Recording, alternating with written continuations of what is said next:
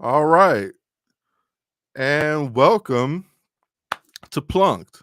This is the show where we discuss two baseball teams, one magnificent city, that city being the city of Chicago. My name is Emilio Bucks, and I'm here with my co host. I am Kristen. What's good, I need, Kristen? nothing. I need to come up with something like Bucks or something behind my name. Yeah, we had to come up with a nice moniker for you.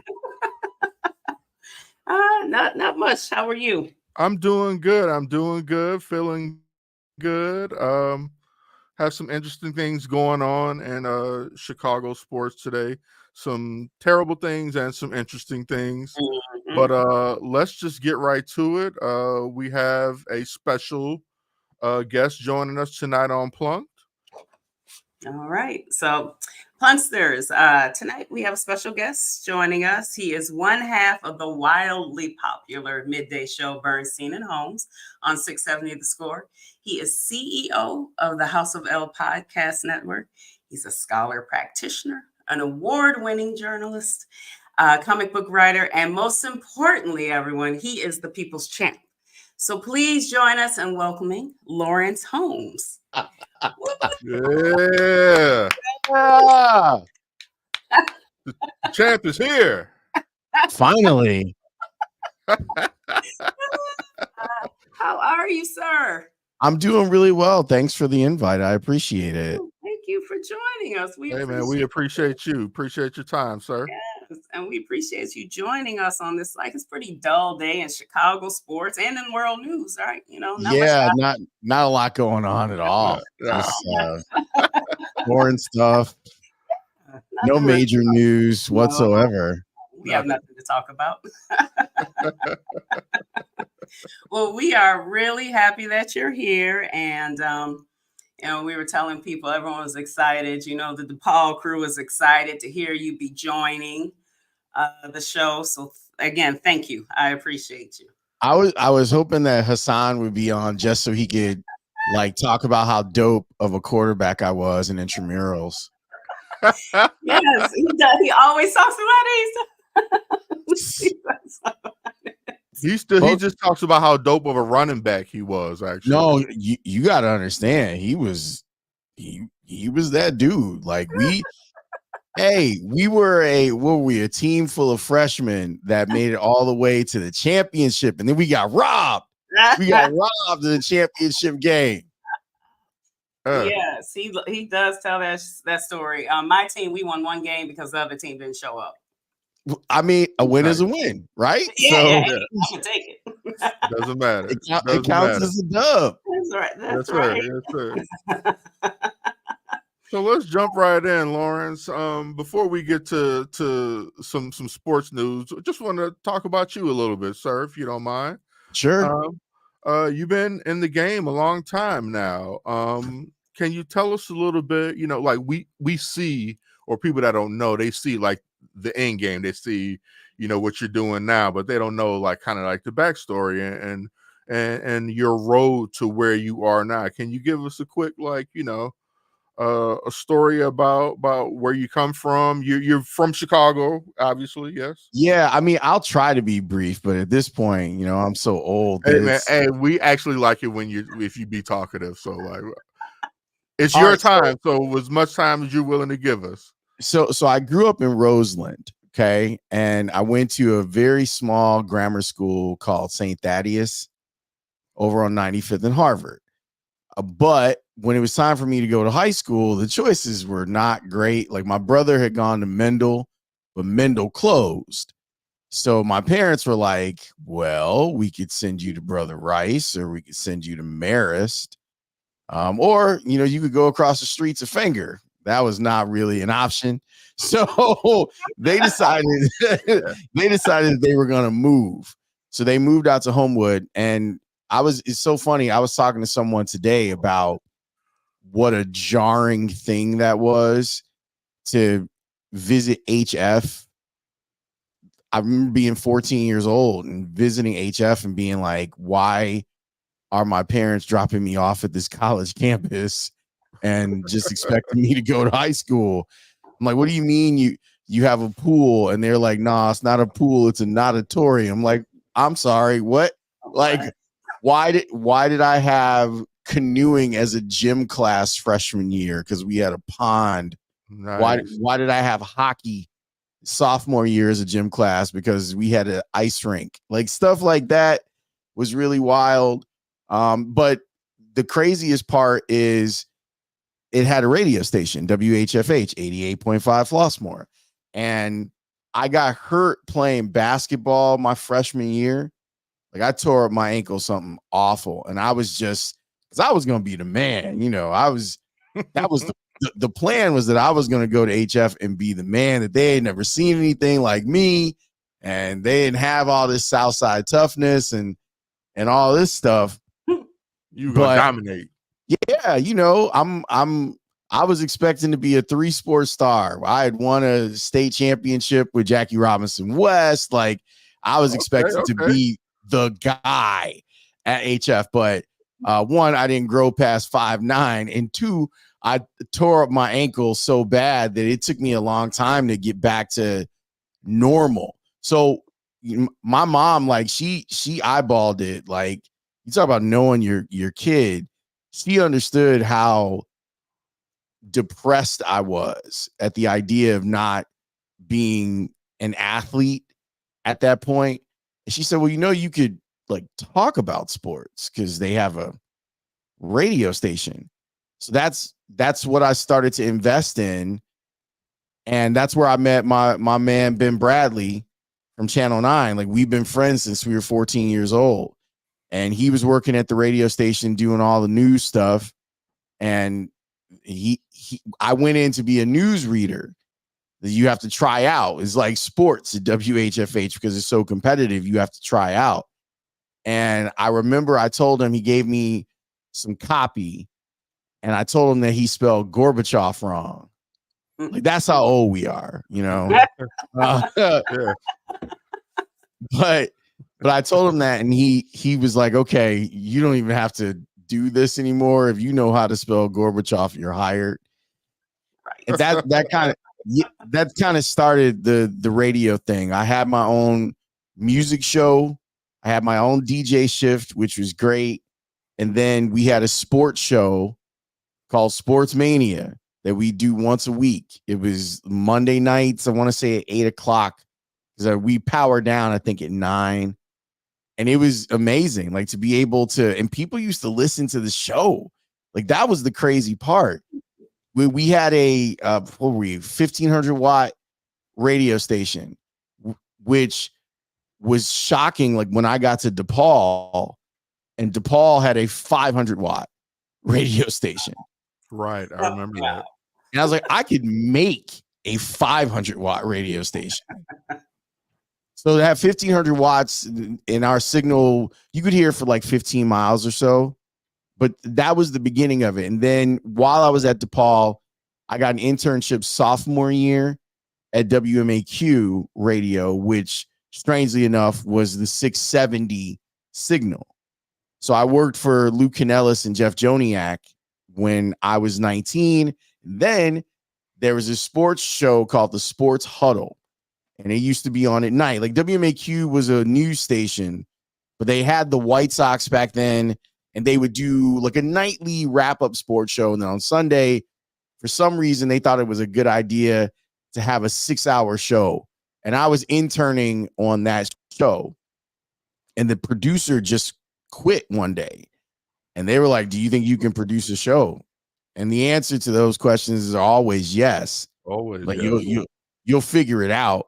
Yes, so I was doing that while I was a student at DePaul. I did it for like a year, and it was definitely too much for a 19-year-old to be doing. But it was really, really a dope experience. And that's when I knew I gave myself a bit of a chance, like, to live out the athletic dream. DePaul's club baseball team, I was captain of it, and I was finally like healthy enough. By the time college came around, I got a couple of tryouts for some major league teams. That was a really fun experience. I found out that I wasn't good enough, and I was able to like put it down. Like, that was the I was shocked that I was able to let it go, but I had taken it as far as I was going to go. Okay. And I mean, I made it. All right. So real quick, I'll tell you about like what the process was. So the process was they start you off with a 60-yard run. So basically second to home, right? Mm-hmm. And the goal is you have to run a 60 in 8 seconds or less. That's the first thing that they have you do. If you don't make it, they send you home. So I was at a tryout with 20 guys. 10 of them were gone in the first 5 minutes. Wow. I ran. What team was this for?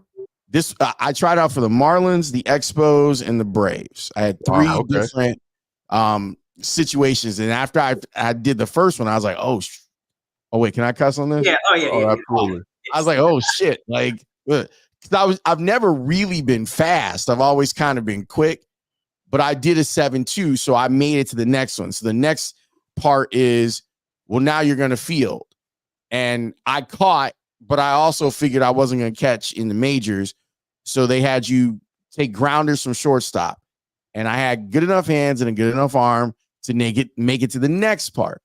Okay. And the next part was hitting. And that was where everything ended.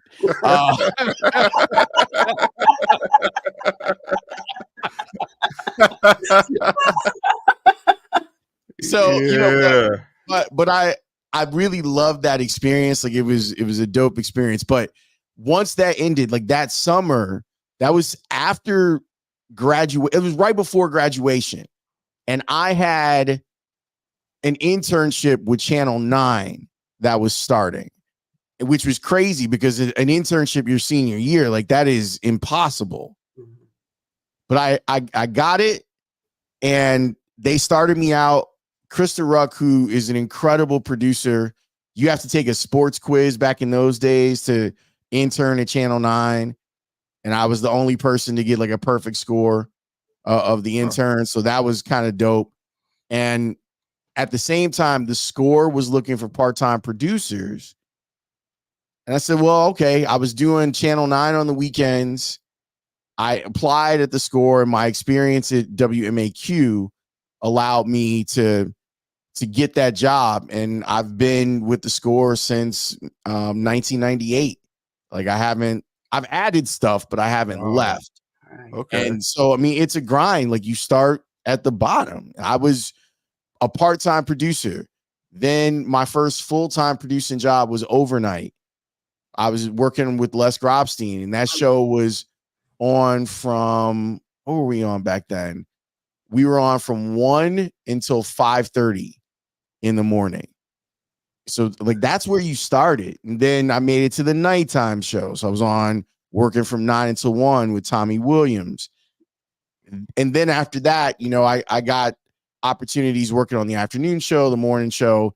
Eventually in 2003, I got promoted to being full-time on air. And I started really quick, Laurence. Can you tell me what is a producer? Tell us, what does a producer do for a show? Like what's your day like if you're producing Bernstein and Holmes? Well, I'm lucky. We have two really great producers, Ray Diaz and Adam Studzinski. Their job is, well, usually the jobs are separated. Usually there is the EP. The EP is in charge. The executive producer is in charge of how the show is built, what things we're going to talk about, what we're going to put on the show, usually the overall sound of the show. And then in AP, usually we call that the sound person, sound guy, sound girl in some cases. Mm-hmm. Their job is to make sure that we are on time to breaks. They are playing all of the sound. They are cutting all of the sound. So if we're talking about the Cubs, that producer will go and find sound that's relevant to the topics that we want to bring to the table.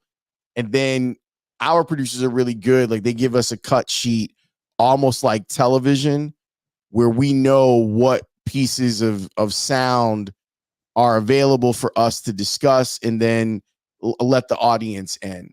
So I spent I spent a great deal of time like producing different people and working different crazy shifts, including the overnight show you would think is the worst shift for your body, but it's actually the morning show that's the worst. I worked on a morning show called Murph and Fred, and that show was on from 5:30 a.m. until 9 a.m. And I am convinced that people who do morning shows, they lose years off their life because Wow. you never quite sleep right. Like there's Okay. always the panic. Like I was getting up, I don't know, 2:45, 3 o'clock That's a to make terrible sure time that to get everything, up. yeah, Right. it's really awful. It's Yeah. really awful. Later in life, I would actually host a morning show, and I don't know if I'll ever do that again. Like they gotta come with like real dollars for me to do that again. Gotcha. And is that generally the path you produce before you host? Do some people do just hosting? And I know obviously some people just stay producers. Yeah, it depends. Like everyone kind of has a different path. I do think interning and producing is a good way. I also think I worked in the sales department too for a little while, and I think that that's a really valuable way to learn about the business, like how everything interacts is really key. Um, let's see. But yeah, like it's rare that people don't end up spending a lot of time behind the board producing. Dan is my partner, Dan Bernstein. He's one of those. He walked in. I don't think he's ever produced the show. And No, it no. shows by the way he hosts one.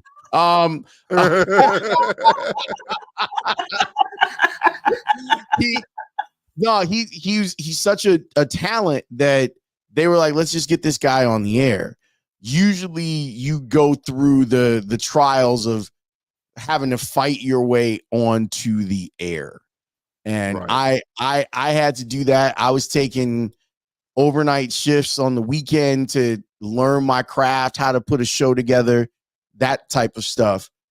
And I really enjoyed it. Like being a reporter to me was really valuable as well. Got you. Now, how often do you get to like I've read some of the stuff that you put out, like specifically like after a game, you'll decide to go and write something up. Like, how often do you get the time to do that because you're so busy like being on air? How often do you get the chance to like do like that whole like more sports journalism? The journalism part I think is done in the preparation for what it is that we do. When it comes to a lot of people, journalism is only the written word, and it's not. It's everything. Like right now in my job is to be entertaining and to give opinion, to generate conversation, but it comes from a journalist's background. Mm-hmm. It's all the work that you're putting into it. It's watching games, it's reading game stories, it's paying attention to the broadcast in a way that the average fan might not, but there might be something inside of the broadcast that is interesting to the audience, and it sparks your brain for what might make for a good conversation, whether you're talking about a good conversation between you and your partners or you and the audience. Radio is an intimate medium. You kind of live in people's heads. You're with people in their car a lot of the times, in the Yep. office a lot of the time, Yep. and you're the voice that they hear. So the relationship, I mean, it I know that not quoting Kanye these days is dangerous, but he was on to something when he said, I'm on TV talking like it's just you and me, because that's how you should go about doing a show. You should be thinking about talking to one person, not a specific person, but one person. So it's the difference. Like this is like a radio or broadcasting parlor trick. Instead of saying, we want to talk to Cub fans about what's going on with the Cubs, you say, we want to talk with you, the Cub fan, about the series in Milwaukee. It's a difference. Yeah. Like that. And so the idea is that the person who's listening is engaged and they think that you're talking to them. That's the way it should be. Absolutely. That you sharing knowledge with the folks Absolutely. out here. Always, I mean, you are a scholar practitioner. You are a professor at DePaul and things like that. So you're a natural teacher as well. Oh, well, thank you. It's very nice of you to say. I come from a family of teachers. Like, it's a big deal. And being able to teach what you know and teach what you love is so great. Like, being able to go back, DePaul asking me back and saying, hey, your experience is valuable. How would you feel about working with students to help them? And it's been great. It's also been great, like, seeing the generational change and how I relate to this, like the Gen Z kids versus the millennial kids. And that's been a lot of fun, like learning from them.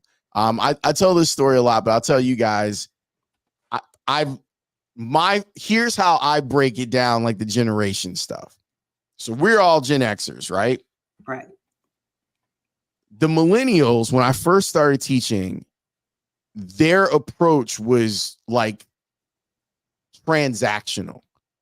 It was like, hey, can you get me a job? Like, that's how they looked at it, as if I had jobs in my pocket and I was just going to start handing the jobs out. And you have to kind of explain to them, like, that's not really how this is supposed to work. Right. I'll do what I can for you, but you're not just gonna walk into. It's like that episode of Martin where with Miss Trinidad and they go back and they're like, you got y'all hiring down there at the radio station. Right. I mean, no, we're really not, and those jobs are very rare. But the Gen Z kids, like, I adore them. I adore them because they're hilarious, and their whole vibe is, hey, old guy, do you know stuff? Yes, I do know stuff. Awesome. Will you teach us the stuff that you know? Sure. That's kind of why I'm here. Great. We're going to put that with all this cool stuff that we know, and then we're going to be like superheroes. I'm like, exactly. Like that. Okay. That's what it's about. I had a students last year. It was so great. It was spring quarter last year, where we were having a discussion about, where do you get your source material from? How do I get prepared to do a show? Well, I watch games and I read, and I was explaining to them how one of the things that you can do is, if you're following people on social media, start looking at who the people you're following are following. Like, it's a good way to kind of build a mosaic of things that you like, or things that are going to make you better. So why is Laurence following Brad Biggs? Well, because Brad Biggs does excellent Bears coverage. Or why is Laurence following Bomani Jones? Because Bomani Jones is an incredible talk show host.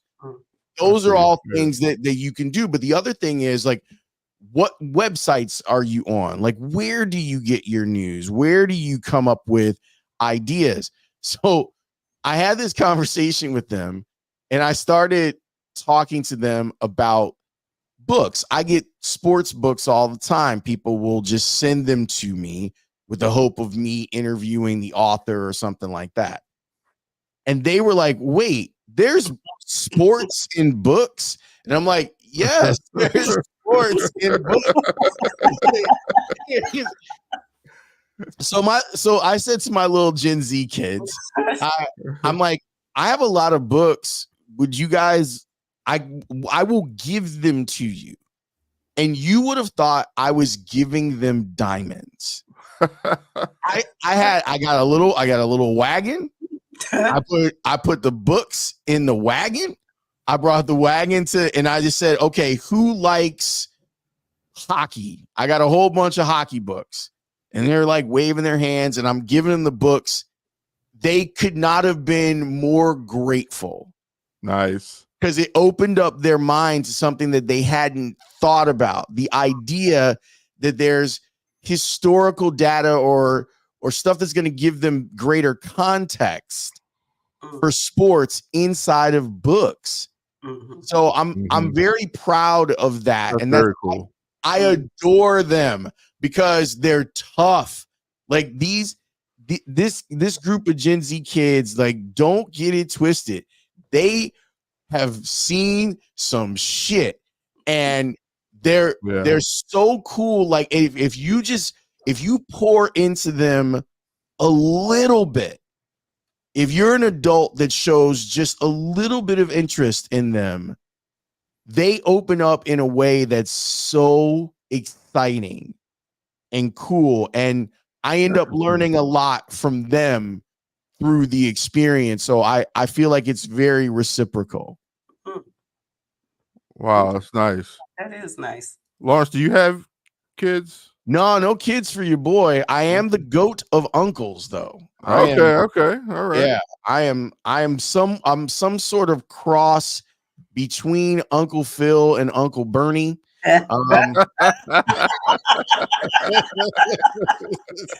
Which one is more? Which is the higher percentage, Phil or Bernie? I think I'm a little bit more Bernie. I think I'm a little bit more Bernie, but I will give out some dollars and stuff. Nice. They can come and get there. They can come to Hyde Park and get their Uncle Phil on when there they you come. Go. Yes, I'm the goat, cousin, aunt, mother, like. So figure in the family. She's the aunt to my children. Yeah. For sure. Even though we're cousins, I'm like, his daughter said, "You're not my cousin because I'm too old." She's like, "You're my aunt." It's like, okay, no, I'm not, but all right, because I'm old. You'll take it. Like, that works. Yes, absolutely. It does. That works, and it's appreciated, right? Yes.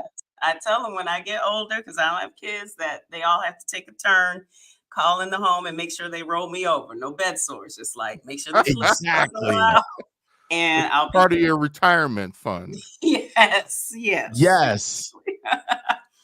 So now, okay, so we're gonna go beyond sports with you. Okay. Your comic book. So we go down rabbit holes here. Okay, Laurence. Yes. What we like to do. It's been almost 30 minutes. We haven't even talked sports yet, so I know hope we got good. Sports. I'm sorry, but tell us like your vision and what was it like when your comic book came to life? So look, it wasn't mine. I was just working on it. I am working on one that is going to be mine now, but we'll see how that goes. I'm actually really excited about it because it has to do, like, it is based on the South Side of Chicago. Oh, okay. So we'll see. Like, I'm getting some good feedback on some of the stuff that I've written so far, but it's a comic book called Radiant Black that I worked on. Kyle Higgins is a Chicago dude. He wrote it, and it's a really cool book. I don't know how into the comic book world and sci-fi you guys are, but it's been nominated for awards. It's a really well done book. And Kyle and I knew each other because he's like a crazy Bears fan, and we met up because I liked his work. Like, he had written, Batman, and he had written the Nightwing series, all sorts of stuff.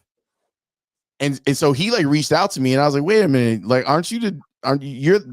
you're Kyle Higgins, like, you're that guy. And he's like, yeah, whatever. And so he said to me at one point, would you ever consider writing something? And I was like, sure, I love doing narratives and coming up with stories. He's like, okay. And then I didn't hear from him for a while, at least not about that. And I was like, oh, he was just being kind. And then he said to me, I have a project for you. Hmm. And he wanted me to create a character inside of Radiant Black. So I got to create a character. So the way that the Radiant Black characters have been described is they're Power Rangers with real world problems. Okay. So there's Radiant Black, there's Radiant Red, there's Radiant Yellow. Radiant Yellow is who I wrote. And I was able to write his whole backstory. And he's from Gary, Indiana. Like that process took, I don't know, to do that one issue, that process took like 6 months Oh, to wow. get done. And it was, what was great, it was working with Kyle allowed me to see some of that process of, you're talking to the artist and you're saying, oh, I want the character to look like blank. I want them to look like this. They're shaped like this. And seeing that come to life, we had a conversation. Man, I remember I'd gone on a run, and Kyle had said to me, because this story was based in Chicago too, and it's like futuristic and dystopian.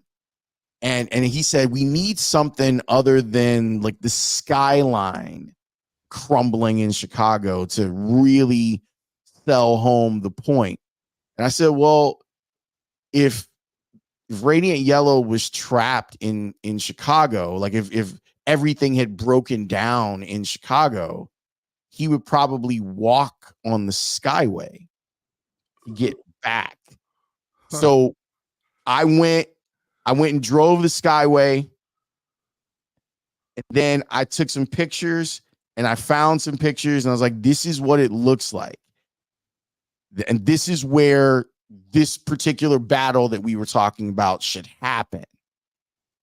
And the artist did an amazing job of showing like a broken skyway with the Chicago skyline in the background, just in rubble. Like, it was so well done.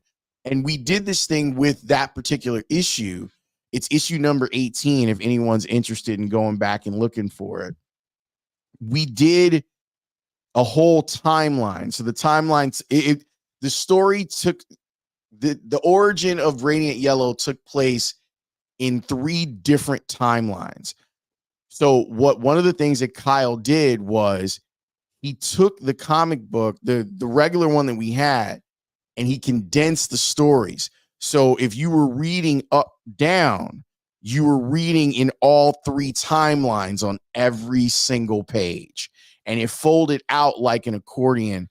It was like, I couldn't believe that when he sent me the copy of it, I was like, this is not real. Wow. Like, how did we do? I can't believe we pulled this off. Nice.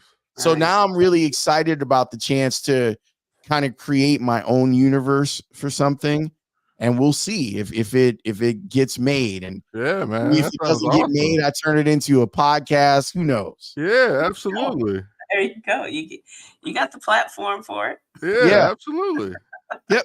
You got the voice, everything, man. Yeah. That's awesome. Hey, I might need voice actors. So hey, that is a dream. I want to do like the ID. I really want to like be a voiceover for like Deadly Women or something like that. Love it. That's like a dream of mine. Why you go all the way? Why you go to Deadly Women? You could have said anything. You could have been like, I want to be the voiceover person for the Grammys. You were like, no, I want to be the voiceover person for Deadly Women. Snapped, any of those. I just not snapped. Oh my God.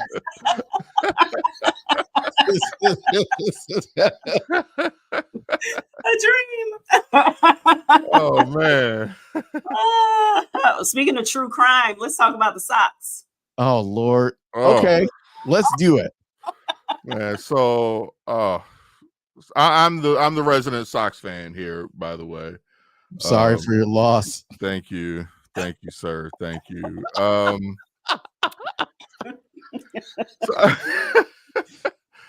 So one thing I want to talk about this team, this whole situation, is Pedro Grifol. Oh Lord. You know, I've heard him in the press over the last couple of days, right? So he seems to be, let's say, close with Jerry Reinsdorf, right?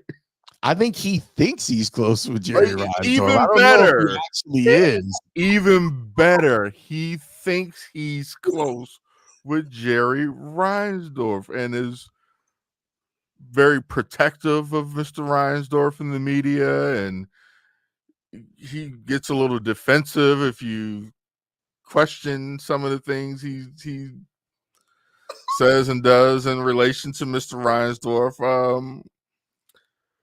How would you describe Pedro Grifal's tenure? You know, like from where he was, you know, I guess a year and a half ago when he was announced to where he is now. How would you describe? Disappointing, frustrating.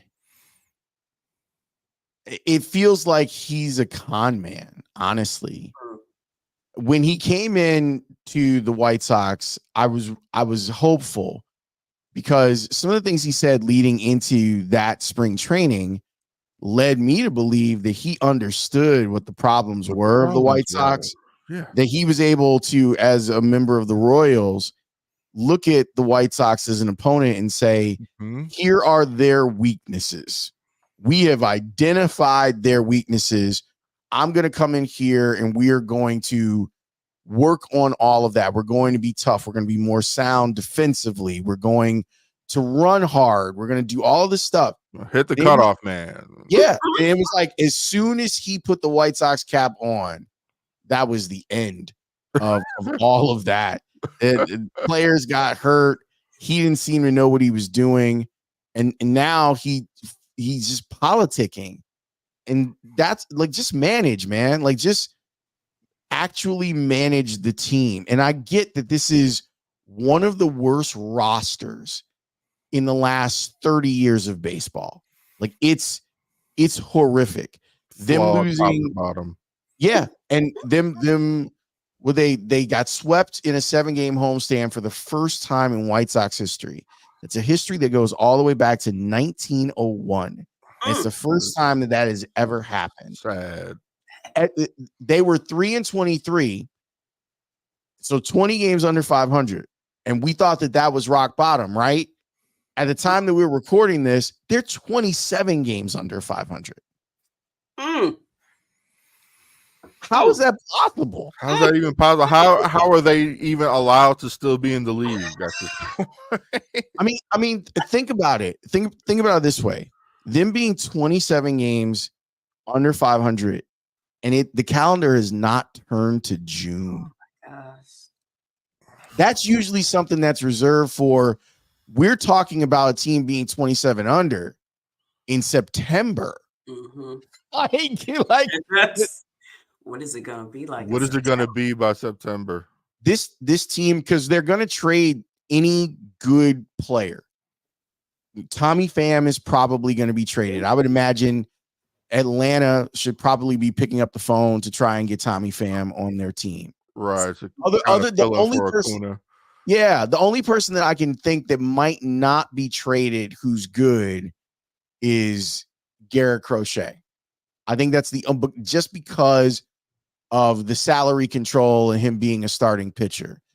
But the rest of these dudes, if they show even a glimmer of hope, they're going to be sent out. So this team could be theoretically worse than what we're seeing right now. So what's the chances of Luis Robert finishing the season? Or, well, you have to see what he looks like when he gets back. Well, for some reason, he seems to fall into the same category as Eloy does. Two guys who I think Eloy is great for baseball. I think he loves baseball. He loves to play the game. He's a great guy to have around. His body won't let him do the things that he's capable of doing. And I'm concerned that Luis is in that same category. That even with all that talent, all that ability, this is a 5-tool player. Like, he can do it all. Is his body going to let him do it? And I know that there are injuries. Like if you look around Major League Baseball, there's a ton of injuries. The Brewers are really injured, which makes what they're doing in the National League Central very problematic. I think for the Cubs. But I think that the White Sox need to really examine everything that they're doing with player development. I'm talking about sleep studies, diet. What's the best way to get a player in shape to play? Are you spending too much time on weights? Do you need to do more plyometrics? And I'm not making any assertions. Like I know a little bit, but I'm just saying that they need to look at everything and go, is there a way to rework this so that our players can be healthier for us overall? I hope, because Luis has got the potential to be a 7-WAR player. Like he's that good. But if he can't stay healthy, it does. Yeah, the best player is the available player, right? Yeah, absolutely. Unless they're the 2024 White Sox. A lot of the guys that they have available are not good. Yeah. The available players are not. Martin Maldonado is available, and he keeps cracking the lineup. Fam, they're rarely in times do we have conversations where normal human beings like us are allowed to say, man, I could do that. We're talking about a professional athlete. Here's the thing. Even at 48, I feel comfortable saying that for one game, maybe two, if I really got to work and I could be Martin Maldonado. You could go 0 for 4 in 2 games. I could box a couple of balls, right? Have a couple of pass balls. I could do that. You could not throw anybody out at second. I actually think I got a shot. But you got it. Okay. It's the one. I can't even argue with you. You could possibly be better than him. It's the one athletic gift that I still have. I can still throw. So that's the one place where I'm like, you know what? If I could actually catch it, I might be able to throw somebody out. I'm sure you have at least as good of a chance as he does. Oh, Kristen, they're not going to call me. No, they're not. Yeah. I am persona non grata right now over at 35th and Shields. And all I did was tell the truth. That's all I did. They definitely can't handle the truth. I remember at one point you were considering your fandom. Is it still there? No, I'm out on the Sox until there's an ownership change. However that may happen. I'm out. I think I will say though, I've been trying on like other teams. And the crazy part is the team that I actually identify with, I can't justify being a fan of them. And that's the Dodgers. I can't justify it.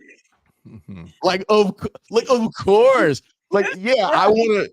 Who doesn't want to be a fan of the team with Mookie Betts and Shohei Ohtani Freeman? I was watching a game last week and I knew the Dodgers lineup. And I was like, oh, this team messed up because they just turned the lineup over and now the Dodgers are about to get loose. And I was like, man, the Dodgers should be my team. And then I'm like, nah, they can't be your team. They can't be your team. So I think that I'm just going to live as a baseball agnostic for a while. Okay. Because my Cub fans friends are like, fam, come on through, man. Come on, there's room. I can't become a fan of another team. I can not be on board with what's happening with the White Sox, but I can't then like wear a different hat. I just can't do it. I mean, I could wear a different cap. I mean, not literally, but I have some, I used to own a place in Arizona. I still have friends there. I could very easily be a Diamondbacks guy. Like I think that I have claim to that. You had residency in Arizona. I have a claim to that, but I just think that I'm gonna be like Jules in Pulp Fiction and just walk the earth for a while and just enjoy baseball overall. Yeah. Now I lived in LA for 8 years, so I feel like I could claim the Dodgers if you should. and here's the thing. Look, let me make the argument for you. Okay, hit it.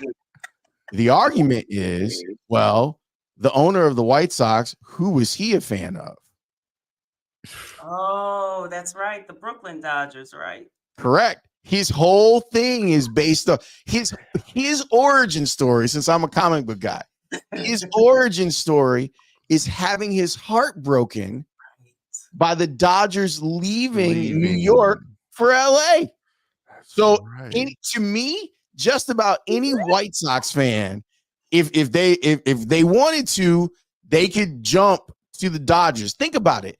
The White Sox and the Dodgers share a training facility at Camelback Ranch. Yes. They are a connected entity. They're practically the same team. No. I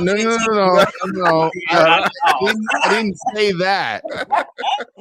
Too far. I didn't say that. A little too far. I'm just trying to talk myself into justifying. You're taking it a little too far. I'm trying to give you an out, and you over here just like, yeah, they're the same team. They're the same team. Colors are almost the same. Blue, black, whatever. What is it? Maldonado, they don't have that. They don't have that problem. No, yeah, they don't have those problems at all. They got Will Smith behind the plate. They good. Don't have none of the problems we have. To work on that justification. Pretty. It took me a good deal of time, but I will say though, I remember. I wish the White Sox would do this again. I don't know if there was some sort of problem or if they had a sleepover at the park. God, it must have been maybe 10 years ago now. It was so great. The White Sox were at LA. They were at the Dodgers, and fans could just come in and watch the game and then sleep at the park. But that's what I mean by them and the Dodgers being so connected. They even like, when are we going to do something like this? Oh, we're not going to do this against the Milwaukee Brewers. Right. We're going to do this for a Dodgers game. I mean, there's just a lot of connections there. So I think that any White Sox fan is justified in jumping on the Dodgers bandwagon. Like, you get like a temporary pass. You give a hell of an argument, sir. Yeah, until shit gets fixed over at 35th Shield, you get to go over here. Or it might get so good over there that you just never come back. It's possible. You know what it's like? It's like getting upgraded at the airport where you get to go into one of those lounges. Right. And then you like, I ain't never going back. Never going back to General. I'm going back. All my money to get these tickets for now on. I'm gonna get my American Express card and get going. Absolutely. One of our listeners, Crooked Commish, made a good point, since you're a comic book guy, that Jerry Reinsdorf has turned himself into the villain. So it's okay to I would agree with you that he has turned himself into the villain. Wanting to move and not doing anything, and he's running both of his teams the same way. Yeah, at least to me, well, the thing is that the Bulls as a franchise, I should say that I want to be fair to the White Sox, the people who aren't the players at the White Sox, because the people that just work at the White Sox are really incredible. They know that they're fighting an uphill battle every single day, trying to get eyeballs on the team, competing with the Cubs, competing with the Cardinals, competing with other teams in the American League Central. And they're working really, really hard. But a Bulls game even with a mediocre team, and you could argue they're less than mediocre when you look at their record over the last couple seasons, it's a great time. Going to a Bulls game is still an event. People want to go. My brother doesn't like sports at all. Like, he's, you know, a music dude. He doesn't really mess with sports that way. He was like, "Can we go to a Bulls game?" Bet. So we went, and we used to go when we were kids, but that's how cool a Bulls game is. That the event of a Bulls game will bring people in. They had the #1 attendance in the NBA this year. Exactly. How does that work for a team that didn't make the playoffs? Play-in team. Yeah. 2 years in a row. Yep. It's crazy. Well, all right. So, struggling fandom. I'm the Cubs fan of the group, of the team here. I remember. Yeah. But it's been a little rough. I gotta say, I am a Cubs fan despite of management, the Ricketts specifically, but it's been a little tough. Hitting is awful. So and the catching, like, neither catcher can hit. No one can throw anybody out. Today, Amaya can't even catch a. He was struggling behind the plate today. I was like, there's just too many problems here. So, what's your biggest concern? My biggest concern is that they are a lineup of like 6 hitters. And you're like, when you put 9 6-hitters in a lineup, you know, like, wow.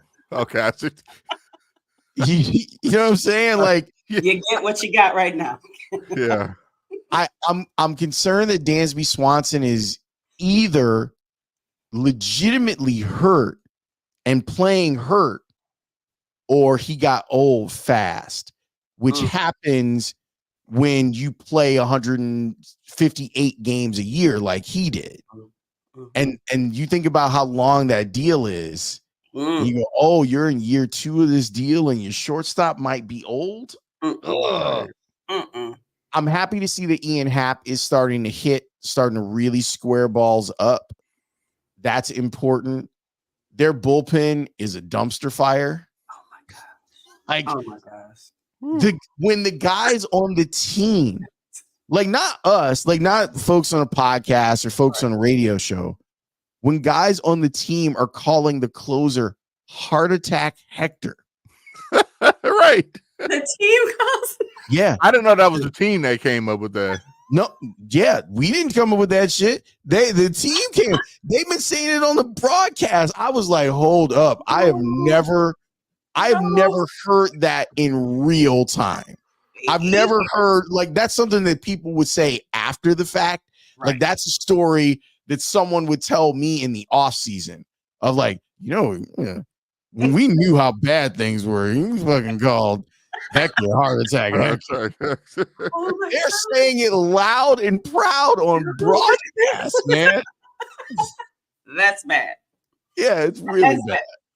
And everyone comes in, like, you know, for a while you thought Leiter, maybe he could do something, and then it's like a disease in the bullpen. I don't understand. Yeah, I felt bad because Leiter has been so consistent that seeing him not do well, and that Milwaukee team is scrappy. Oh my God. They are aggressive on the base pass. Play great defense. They do. They were up for the challenge. And then you look up, and I thought that this week was a lot better. Last week, I thought Jed Hoyer was acting real entitled. You know, he's everything's going to be fine. These guys will play to the back of their baseball cards. And this week, when he was talking, it felt a lot more realistic, where he's going, man, we had these great pitching performances by Justin Steele, and until last night, Shota Imanaga, and we're not capitalizing on them. That's a real concern. They've got legitimate problems, and you'll wake up tomorrow morning and the Cubs are in 3rd place. Yes. Behind the Cardinals. And what I've been saying over the last year about the Cubs is the Cardinals aren't going to stay down for long. Nope. They're not wired that way. Mm-mm. That franchise Mm. last year was the first losing year since 2000 for them. Mm-mm. They're not going to stay down for long. And you kind of have to strike while the iron is hot. Milwaukee's good. Like, they're just a good franchise. They've been set up well. I don't know if they'll ever win a World Series, but I know that they're always going to be competitive for the division. You don't want it to become a 3-team race. You want to be tethered to the Brewers. Mm-hmm. And then hope that if you don't win the division, you just end up making the playoffs. You don't want to make this complicated, allowing the Cardinals to be in this thing. Now they're in it. You had your chance to step on their throats, and now they're back in it.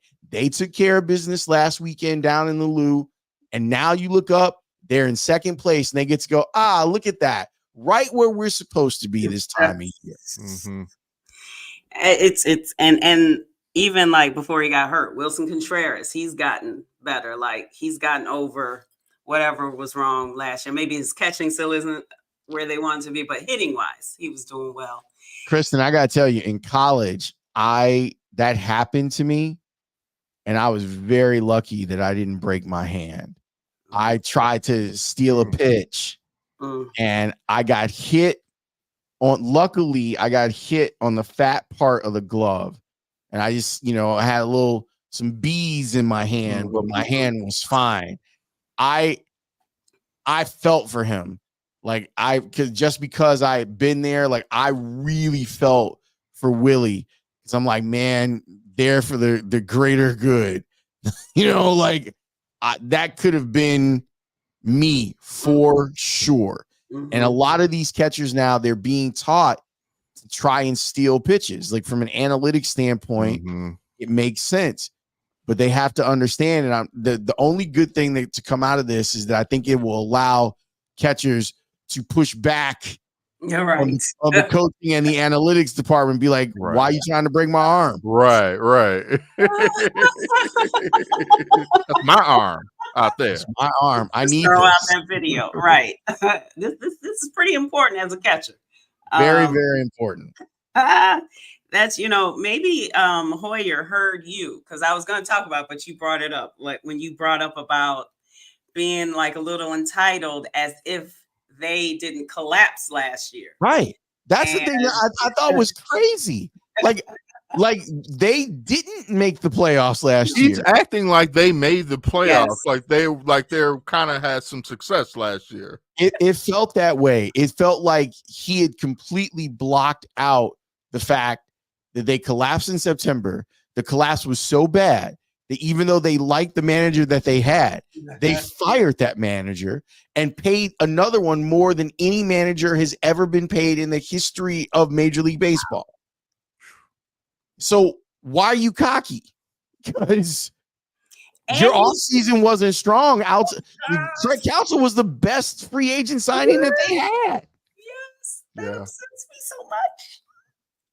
That upsets me. Stop acting poor. Stop playing like you're poor. I said that they needed to bully these hoes, and everyone laughed at me. When I said it, it went viral. But I felt that way. There's no reason in the world that the Cubs shouldn't be outspending everyone in that division, and it shouldn't be close. No. They could easily be the Dodgers. 100%. And they choose not to. They should be. I don't. Your starting pitching. Like, why did they really think Kyle Hendricks, like? Yeah, the Hendricks thing. It makes me really sad because he's such a good dude and he's done so much. But Janet said it correctly. What have you done for me lately? Yeah. And you're asking a guy with a lot of miles and not a lot of velocity to go out there and try and get people out. And it's not working. It's just, there's no place for him either. Like, putting him in the bullpen. Yeah, nothing's working.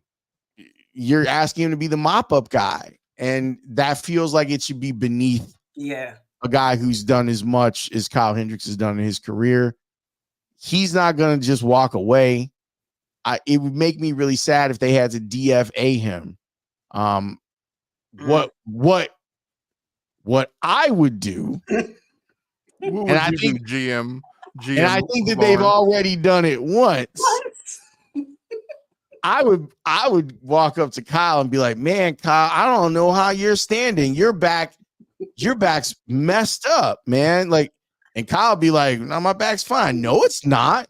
Your back's so bad that we got to put you on the 60-day IL. Oof. Yep.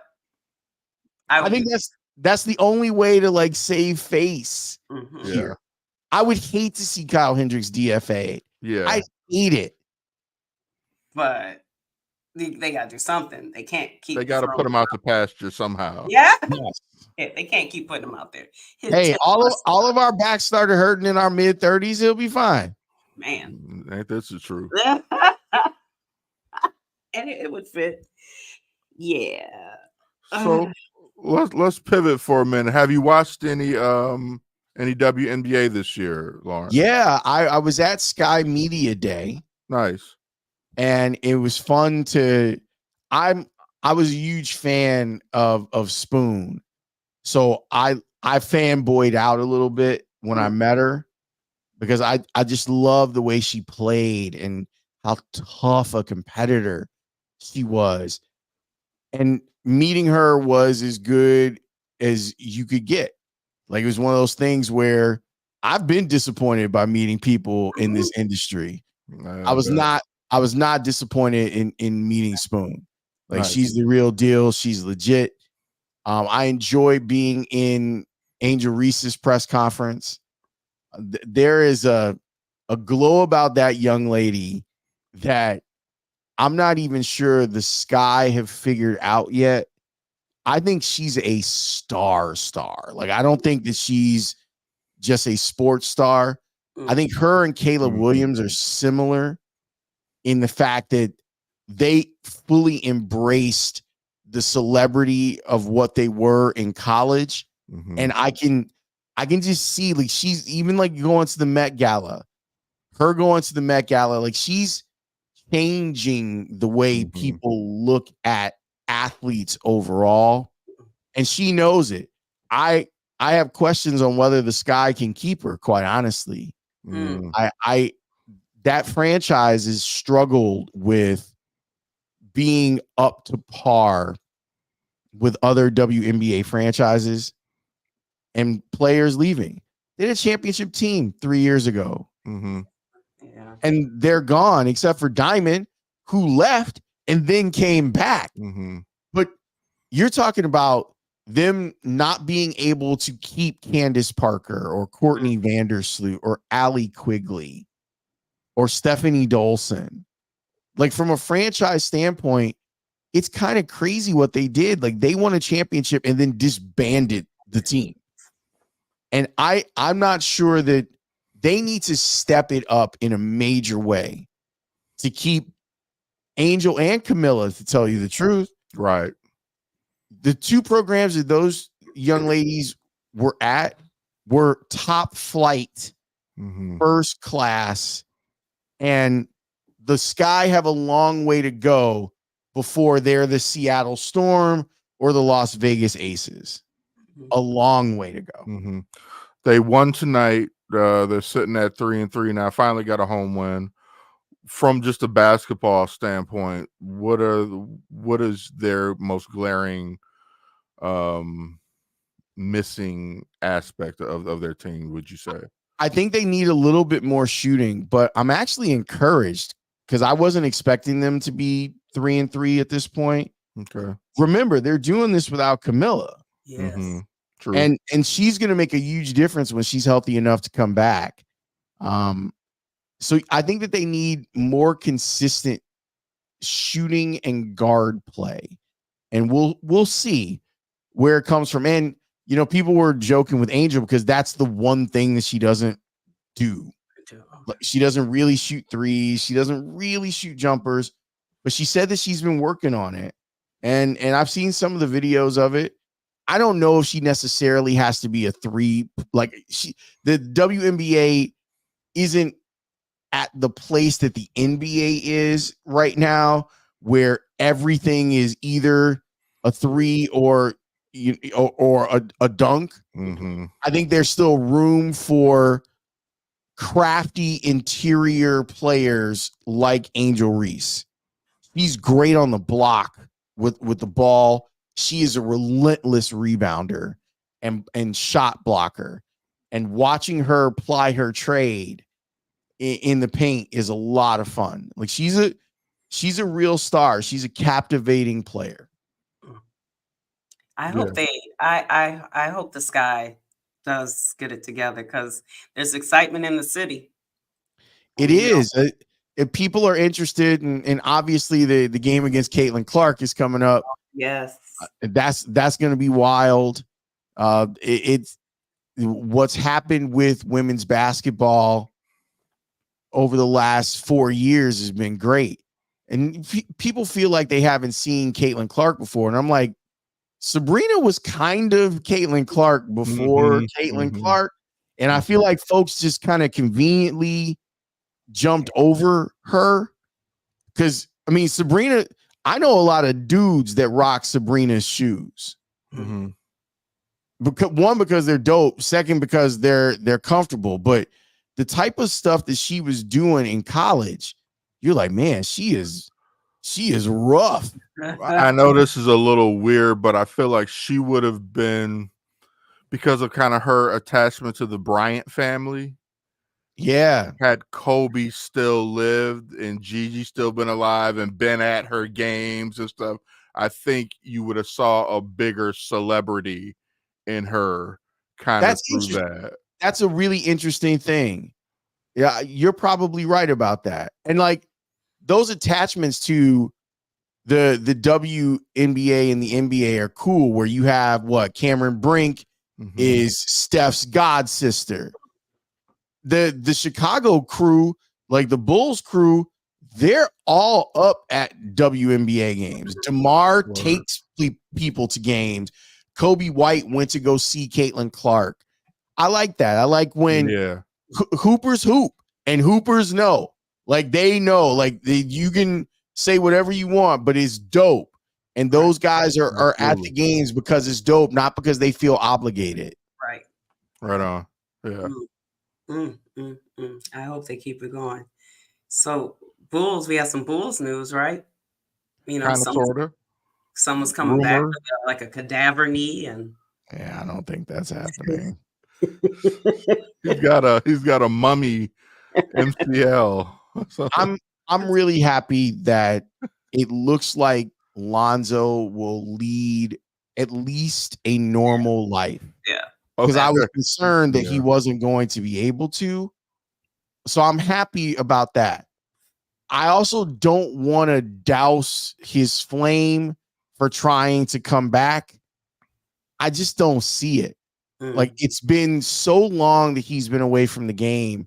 Did you guys see that video of him dunking? Yeah. Like the way he landed, it was like, oh, damn. Yeah. Like, and you're gonna be waiting for that the whole time.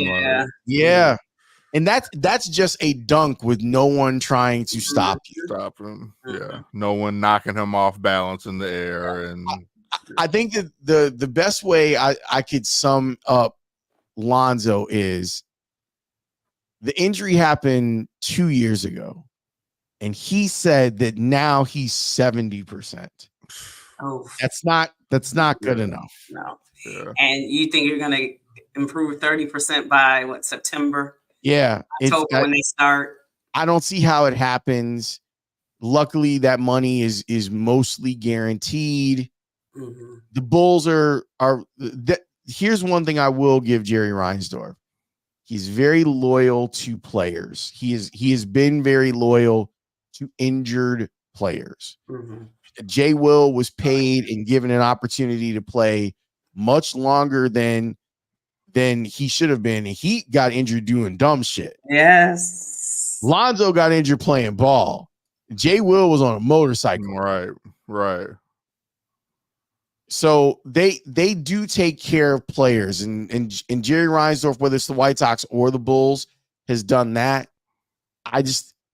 I think the Bulls organizationally made a mistake of not trying to change the point guard position.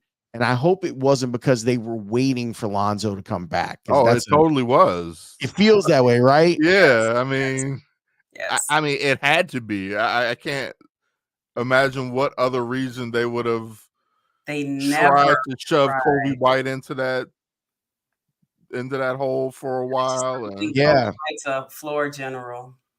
I just Yep. don't think it. And now there's the Chris Paul rumors. That's such a Chicago thing. We always get everybody when it's too late. Yeah, I can see how Chris Paul could make the Bulls better. I do too. I can visualize that. I don't know. It's just, here's the thing. I love DeMar. I think DeMar is an amazing ambassador of the game. I appreciate the way that he does his work, that he works so hard, that he clearly is a disciple of Kobe. Like, you can tell in the way that he's gone about doing his thing. He's great with Bulls fans. I do shows occasionally from the floor at the United Center, and I watch DeMar with Bulls fans after he's done with warm-ups.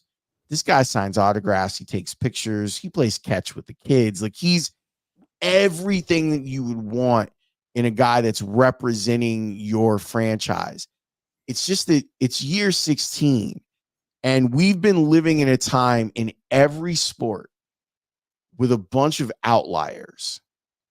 Yeah. People see Tom Brady, and it's like, well, yeah, quarterbacks can totally play football until they're 45. And that's why Aaron Rodgers is still out here, even though his leg is all torn up. Thank God Drew Brees finally got the hint. Right. Your shoulder doesn't work anymore, fam. Bro. Right. But people will look at that career, or they'll look at LeBron. This shit that LeBron is out here doing in year 20, like, it doesn't make any sense. The numbers that he was able to put up at this point in his career is absurd, but it makes people think, well, LeBron did it. Yeah, but he's a mutant. He's, he's you can't compare him to anybody. Like, you can't. He's not the standard. No, he's not. Not normal. You're not supposed to be able to do that. And maybe DeMar is an outlier too, but I just don't see, with him being like a mid-range dude, I don't see his game aging as well as it has. Like, you're really pressing it now. Like, when you're talking about year 16, year 17, if they were to offer him a 2-year deal at $80 million, that's a lot of faith that he's going to produce the same way. And I don't know if it makes a lot of sense. Right. He can't lead the league in minutes anymore. No. The usage rate on him is too high. Yes. Yeah. Too high. Yeah. So we had some celebratory news, finally some good news today, I thought. It was announced by the NFL and NFL Films that the Bears will be the subject of this season's Hard Knocks.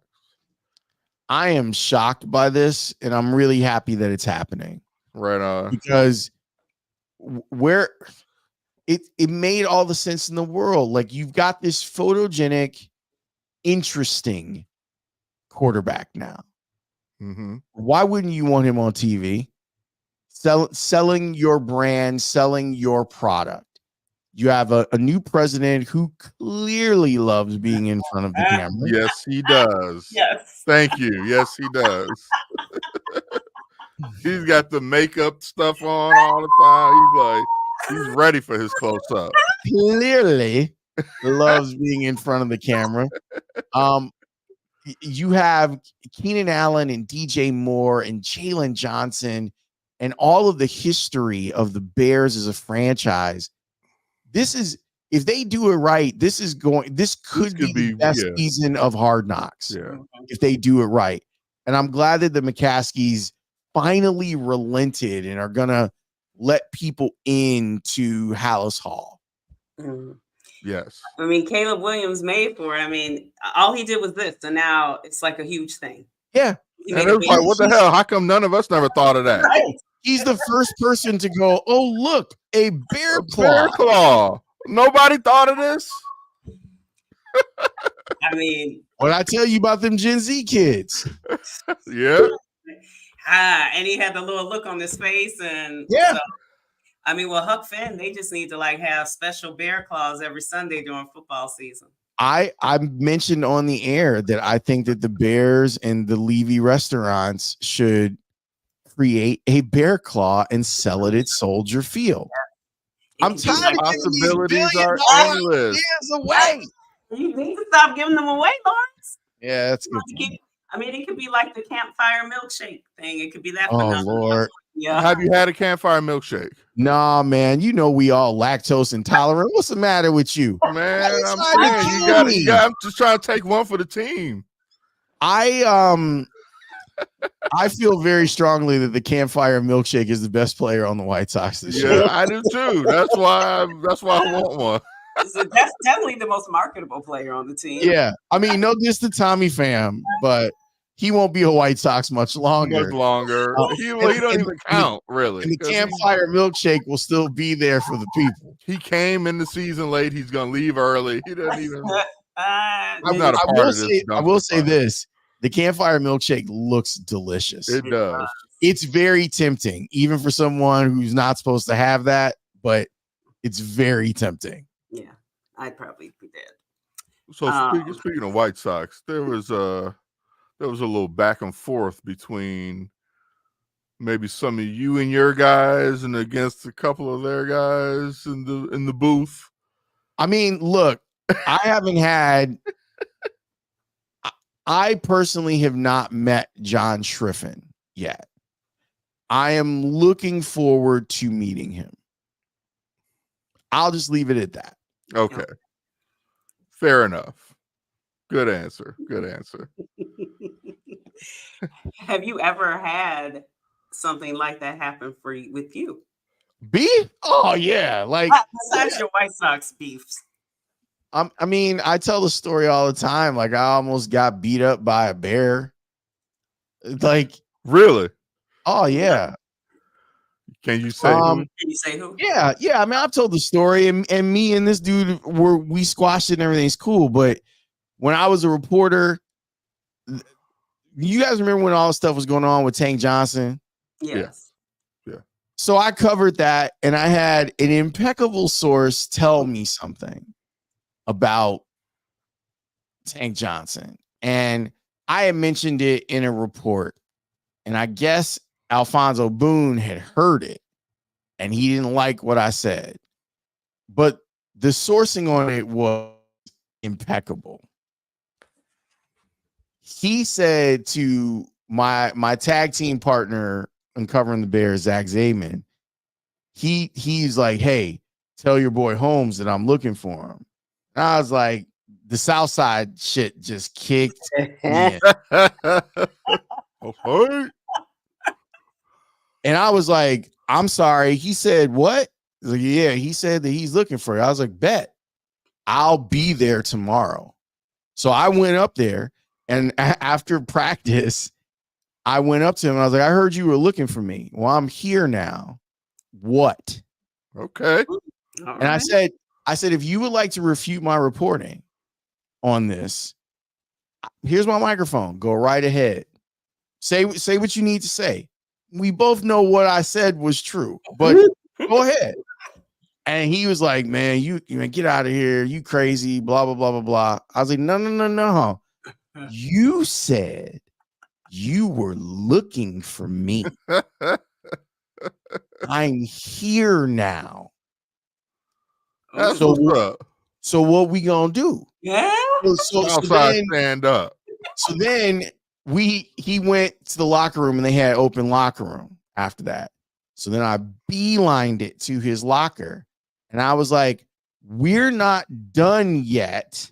Oh, okay. You said you were looking for me. I'm here now. Mm. So he just started, he's like, man, you are really crazy. I was like, I don't like being summoned. And I'm giving you an opportunity to dispute what I said. Like, you can dispute it. I'm okay with that. Put it on the record though, and don't threaten me. Mm-hmm. So I kind of got in his face. So here's the part that's messed up. I'm not going to name names, but the person who told me what was going on was standing right behind Boone and laughing at the whole thing. Yeah, and he on my shit list to this day. To this day. So, you know, I built up enough capital inside the locker room that people were like, what's wrong with dude? So one of the tight ends, my guy Gilly, John Gilmore, he like picked me up and like walked me out of the room. And he's like, what is wrong with you? He's like, what is wrong? You're gonna get killed. It's like, Boone's 300 pounds. Like, I don't give a I'm gonna lose a fight, and I'm okay losing the fight, but you're not gonna say that you're looking for me. You ain't gonna pump me or act like you got me out here. Sure. Yeah. Would you say 91st in Harvard? 95th in Harvard. 95th in Harvard. You're not gonna mess with 95th in Harvard. You talking about a dude that I used to have to, when I was in 7th and 8th grade, I took classes at Harlan High School. So I had to walk from 95th and Harvard over there. Yeah. In my Catholic school uniform. Our moms graduated from Harlan. Yeah. Mine did too. Okay, right on. Yeah.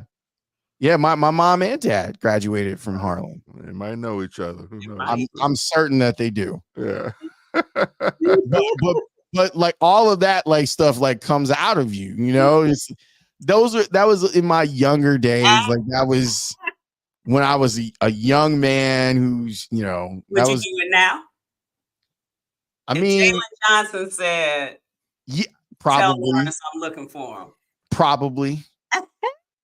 I mean, people have seen me and Kenny Williams MFing each other on the backfields at Camelback Ranch. Oh, so, I would have loved to see that.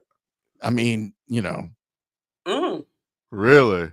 Yeah. That's awesome. That is. I will say that as I've gotten older, I'm trying to do a better job of being diplomatic. Okay. How's that working out? Pretty good, actually. Like, congrats. Yeah, like it's working out pretty good. I'm doing a good job of containing the rage monster that lives in my chest. Like I'm as you should. You gotta. People still testing you. No, I think a lot of people. It is funny, like when I start because now I'm an elder statesman. So younger people don't know, and then someone like Golf will be like, "Nah, you don't understand." Oh man, you just brought up Golf. I used to love when you guys would end up doing the show together. Me too. And then you would start out playing Willie Hutch. Yeah, Brothers Gonna Work. Who was the producer that played all of the hip hop breaks?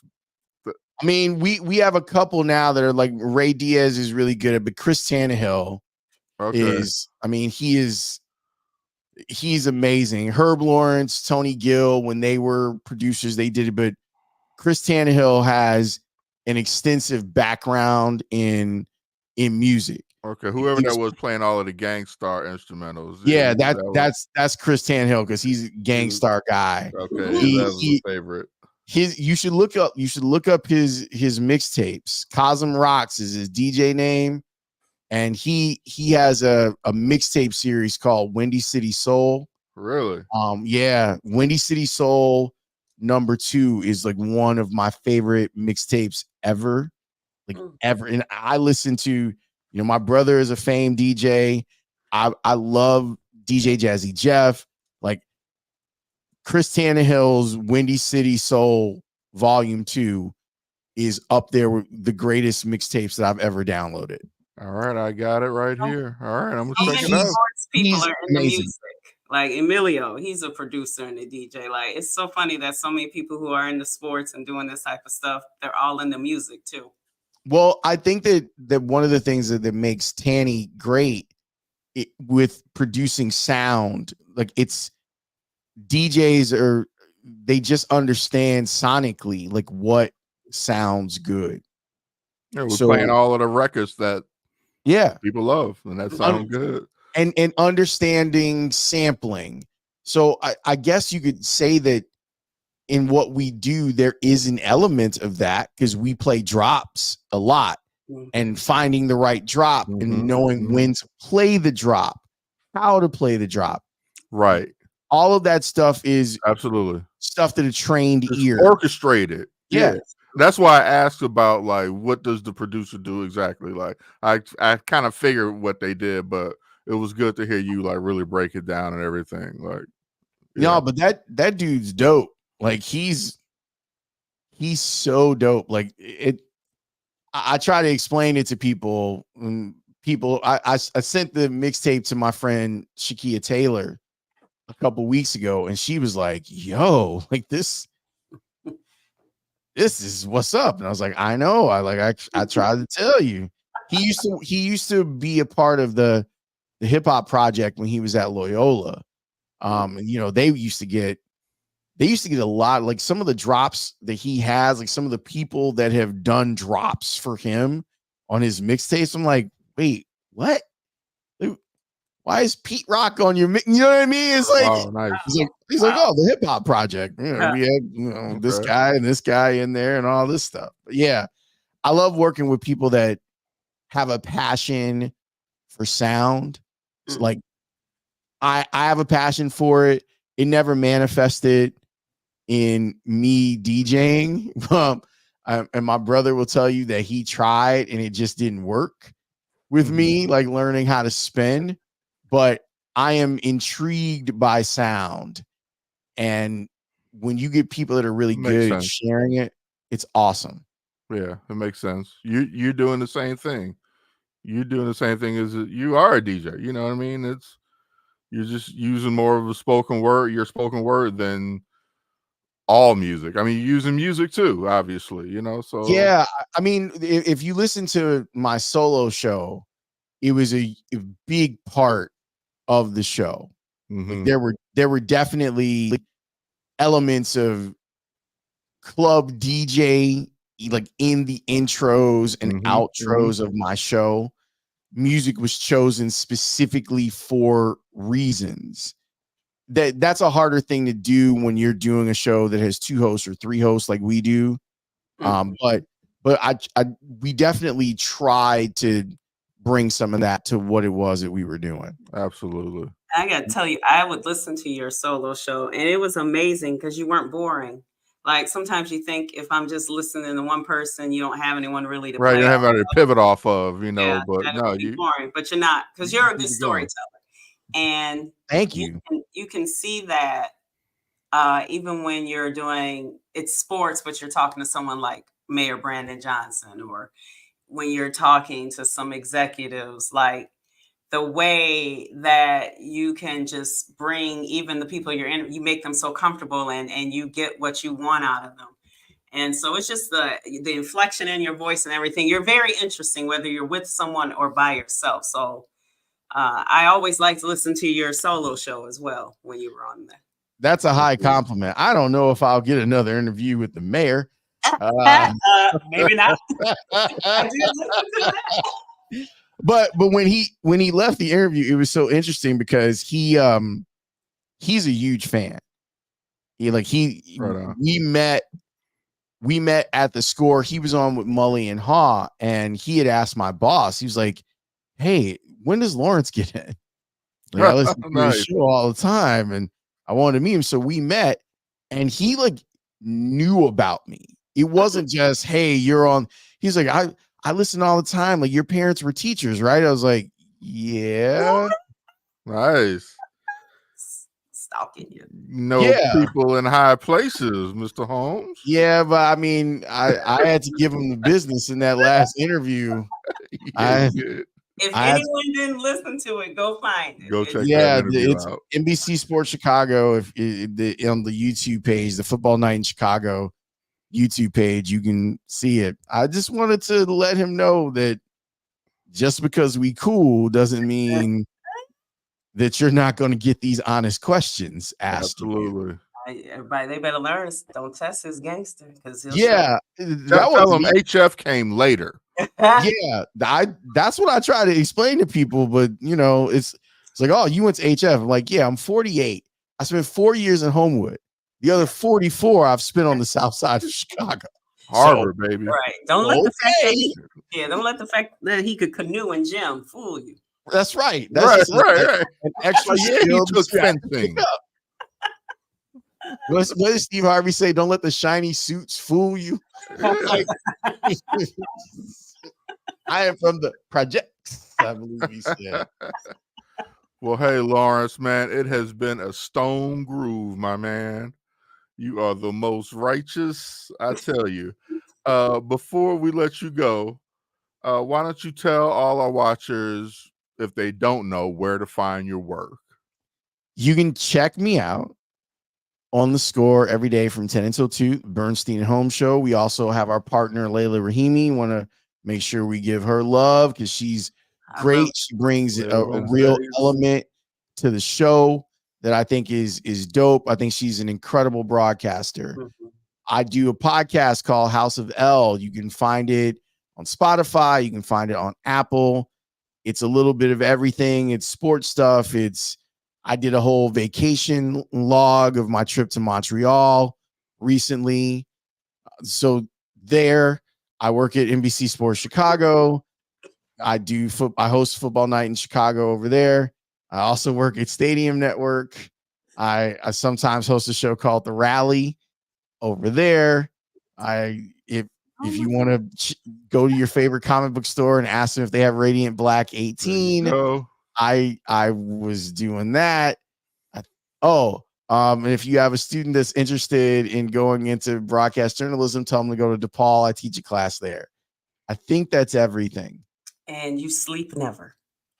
I'm gonna sleep right when we're done. Like I'm gonna go right to bed and then we start the whole thing over. We got a good day tomorrow because we're gonna be over at Wrigley doing the show.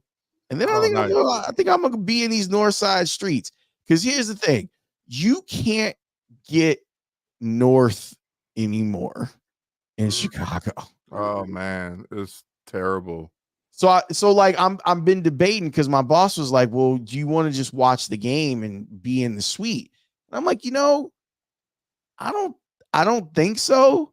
I think I haven't been on the north side in a minute because it's a pain in the ass right now to get north. Yeah. If I'm up there, I think I'm just gonna kick it. Chill up there, yeah. Because how often are you up there? Yeah, right. I haven't been to Ravenswood Manor in a minute. Like, I'm gonna go kick it where the rich people live over there. We're over there hiding. There you go. And speaking of hiding, also follow him on Instagram because Laurence will show you some of the hidden jewels in the city. Now I sound like a stalker, but he will show you some hidden jewels that you don't even know are there. Yeah, that was a really cool thing to go see where Chicago's Underground Railroad stop was. Like, that's wild. And being someone I didn't grow up very far from it. We were 112th and Halsted.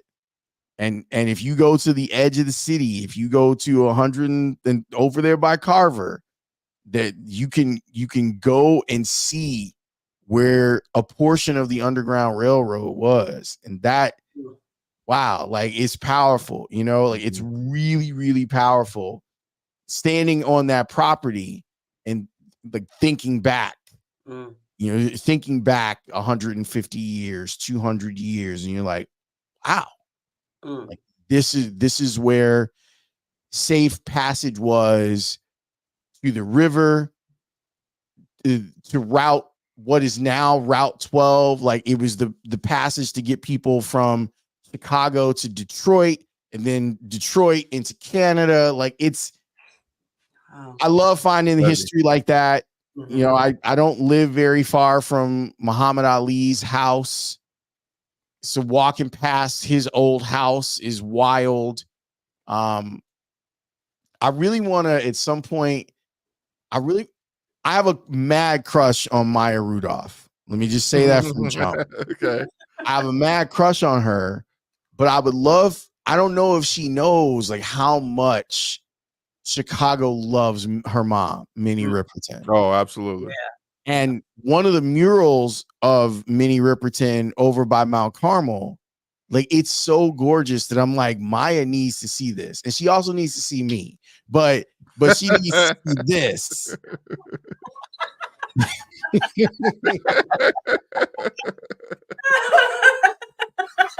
Well, maybe you could take her to the mural. I mean, you know, accompany her. You know, the microphone and the stand stroke. I wouldn't, you know, say no to that. I think we know. All right. If she wanted to come through and maybe she wanted a tour of the South Side of Chicago, I'm pretty sure I could handle that. You should. I think she's a Hyde Park alumnus, I believe. We get it all corrected. There you go. There you go. All right.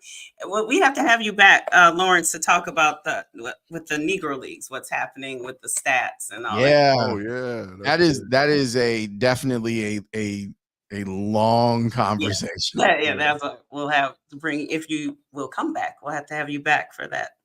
Yeah, let's do something in the summer. Okay. Sounds My good. man. Ladies and gentlemen, give it up for Laurence Holmes, the people's champ. We gotta get the little clapping track. Get my wait, hold on. I actually might be. Hold on, I might be able to help. Hold on. Let's see. I'm gonna go through my hotkeys here for a second. Let's see if we can find something. No, that didn't work. There we go. All right, ladies and gentlemen, thank you, Laurence Holmes, for joining us. Give it up for Laurence. We can't really hear it.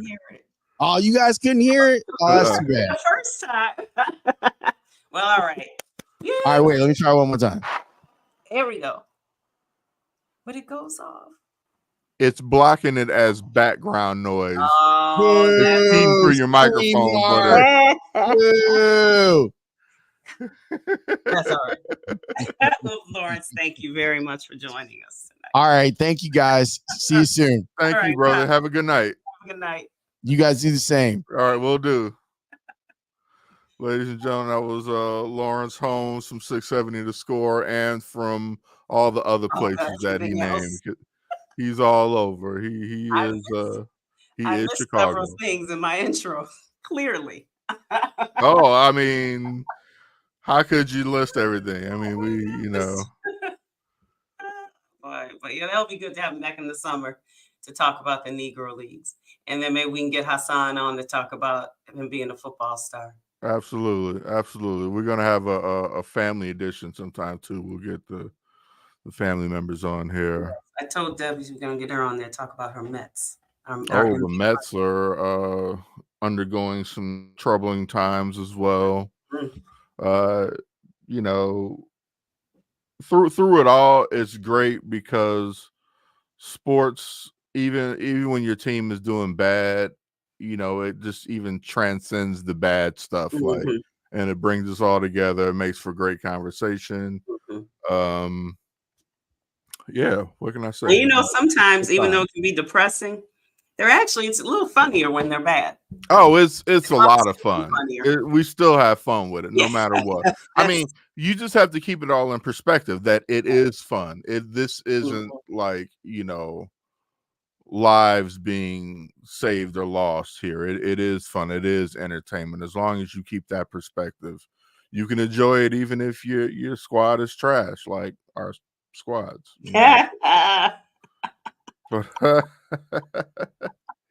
But with that being said, before we sign off, give a shout out to all of our esteemed promoters and sponsors. We have Everybody Needs a Lola, Rhonda Hardy Designs, Be the Miracle, 93T, it's a whole T lifestyle, KJP Diversify, and of course our parent station. Of course, Emilio Bucks, myself, and Chicago Clubhouse Network once again. And we will catch you all on the next one. Bye. Thank you all for tuning in. Thank Much you. appreciated. Bye. Peace. This has been a Chicago Clubhouse Network production.